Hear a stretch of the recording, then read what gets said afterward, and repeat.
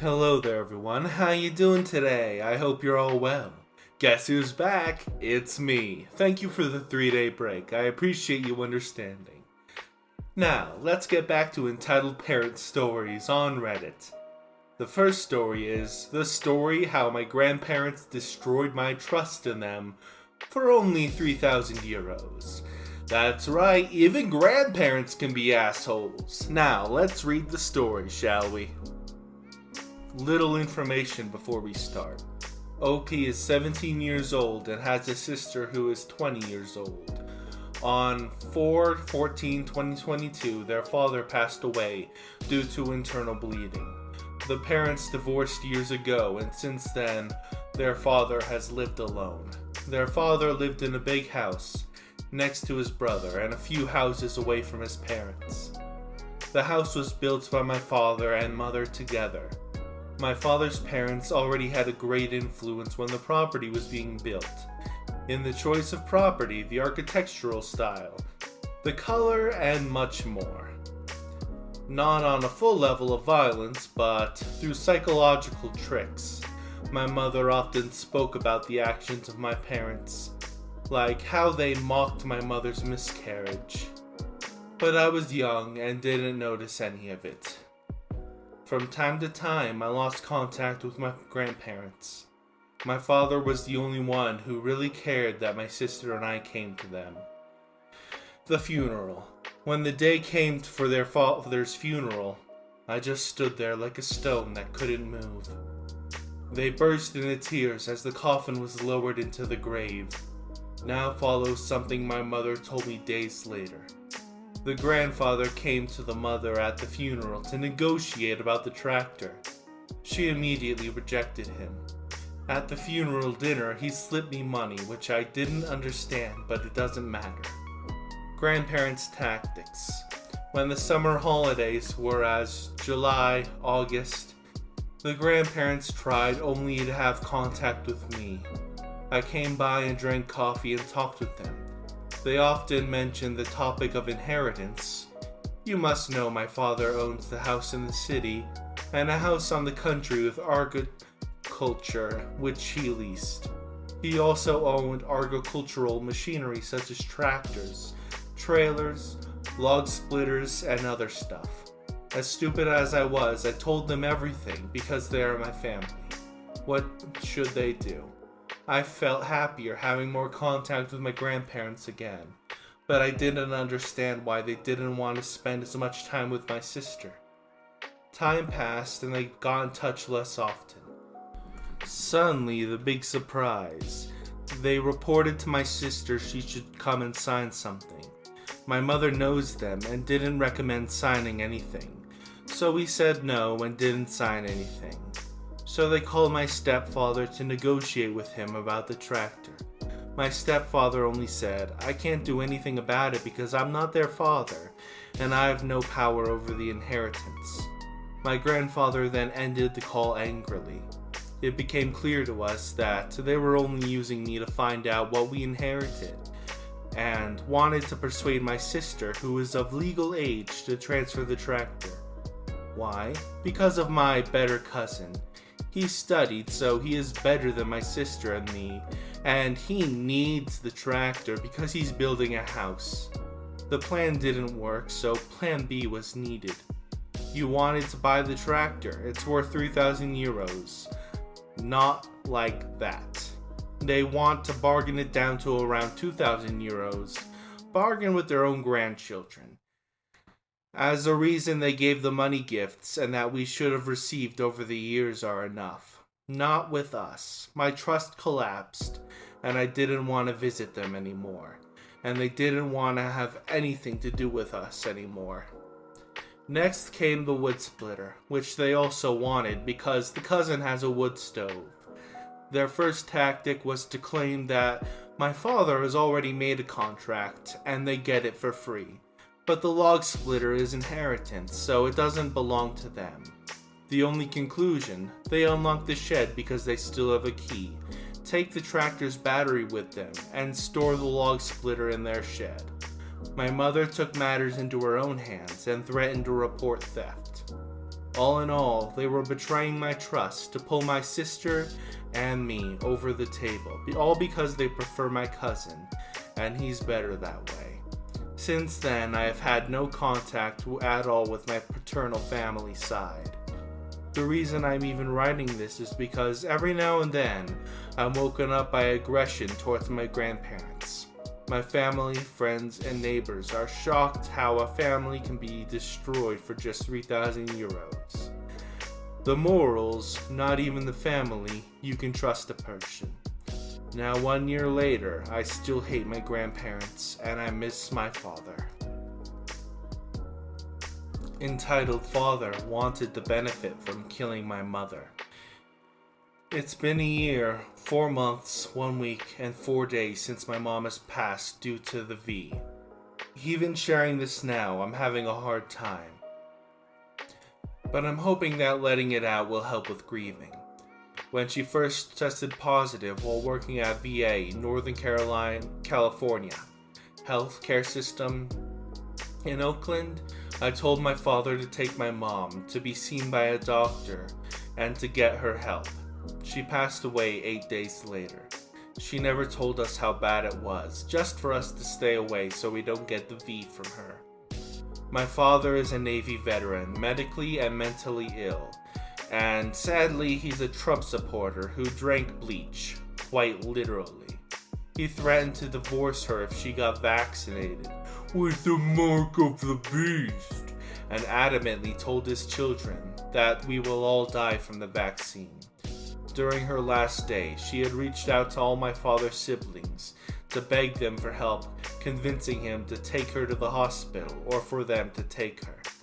The morning before she passed, his sister was able to convince him to take her. She lost consciousness when we arrived and was immediately admitted to ICU. She passed away a couple hours later on 10/09/2021 at 12:28 p.m. in RM 242 ICU 2H4. I contacted the funeral home to make arrangements, gave my apartment to my youngest sister, and moved back to take care of my father. I then arranged and coordinated to have a funeral in America and her home country simultaneously, so that her father, who wasn't able to come to America, can still attend. My aunts deserve to see their sister buried. That was non-negotiable. My mom's friends started a GoFundMe, which funded her celebration of life, both in America and in her home country. My father has a lot of health and mental issues. My mom was his primary caregiver. When I moved in, I took care of him physically, mentally, and financially. I made sure he ate, took his meds, and didn't shoot himself with my mom's guns that he made her buy because he couldn't qualify to get his own, and paid all of our family bills: food, gas, mortgage, car notes, electricity, water, cell phone bills, to name a few. I also financed our youngest sister's living and school expenses while she finished nursing school, all while I'm trying to maintain my own bills and household. During that time, my father felt more entitled than he already did. He wanted to tell me what to do, but admit that he doesn't know what he's doing when I do exactly what he says, to show him it won't work or doesn't work that way. He also wanted me to pay for everything by myself, while he had over $5,000 in income every month on top of what my parents had in savings for a rainy day, which was substantial. There were several straws that broke the camel's back, per se. Aside from wanting me to do as I'm told, but wanting me to take care of everything, he's unable to in his grief. He kept pushing the issue of cutting off my youngest sister. He kept insisting that she's an adult and she should be able to take care of herself if she would have had to make decisions. This coming from the same adult who's not taking care of himself nor able to due to long-term alcohol abuse. I've tried over and over again to explain that our mom was generous enough to have supported my brother and I, and that we wouldn't be there where we are in life without her support. Because my sister is much younger than all of us, she did not get the opportunity to receive the same amount of support we did and deserves to. She wasn't working at the time and only had several months left of nursing school before graduating. I'm very proud of her. The next straw that broke the camel's back was when I asked that transition from me paying all of his bills to him using his own income to pay for his own bills, instead of just hoarding as much as he could. And that's when Pooh went downhill fast. He argued that I'd have money if I didn't support my sister. I argued that he'd have his own money to use that he's not currently using while I pay for everything. He said he'd pay me back if I gave him an itemized list of bills that I pay for, which I gave him a copy of several times, but never saw a dime. Never that I was expecting anything. I just wanted to give him what he asked for so he couldn't say I didn't. I told him I couldn't continue supporting him and that I needed help paying their bills. He asked about the GoFundMe donation. It told me to use that to continue paying for everything. I tried explaining to him how much was donated and how much was spent on funeral expenses, and then he exploded. We were at the top of the stairs when he started yelling inches from my face that the donations were for him and him alone, and that I had no right to use it, and in his rage almost hit me like he used to do frequently when I was a child. He forgot that I was an adult now, and that he's not as strong as he used to be. Short of throwing him off the balcony, my now husband stepped in to remind my father there was no way in hell he'd sit back and watch him hit or beat me like he wanted to. We moved out days later. The same month, he reported to the bank that my mom had passed, and they closed her accounts. He then called the police to report that I cleaned out her accounts before closing it and stole thousands of dollars. After a long investigation by the police, they had the bank explain to him that the accounts were closed by him when he reported that she had passed, and that they have sent out a check to him in the amount of what was in all those accounts. He then reported my car that was under his name. After yet another long investigation, the police concluded with video and testimonial evidence from the dealership that the car was not stolen and that he had bought the car with the intention of having me drive it. Shortly after, I got into a car accident which was unrelated that I totaled the car with, which he got a check for from the insurance company because it was under his name. I have since bought my own car without his help in any way, shape, or form. When none of the police reports panned out, he resorted to calling my job to have me fired. He told them I was using drugs, that I worked with SPED students and was routinely drug tested. When he started showing up to the school, I was let go because he had made it an unsafe situation for any students to be exposed to. He then started showing up to my apartment to break into my car and leave things on my front door to let me know he came by. He attempted to break in once, but my dogs prevented him from entering intact. We have since moved to another city, and he no longer knows where we live. I have cut all communications with him. I have since gotten married and given birth.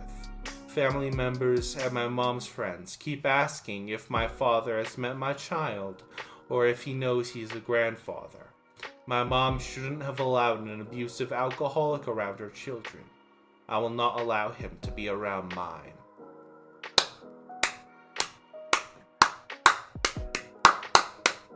Good on you, OP. Well, that's the end of today's episode. I hope you all enjoyed. Please like and subscribe and leave a comment down below to help the algorithm actually get me to people. Now, I will see you next time.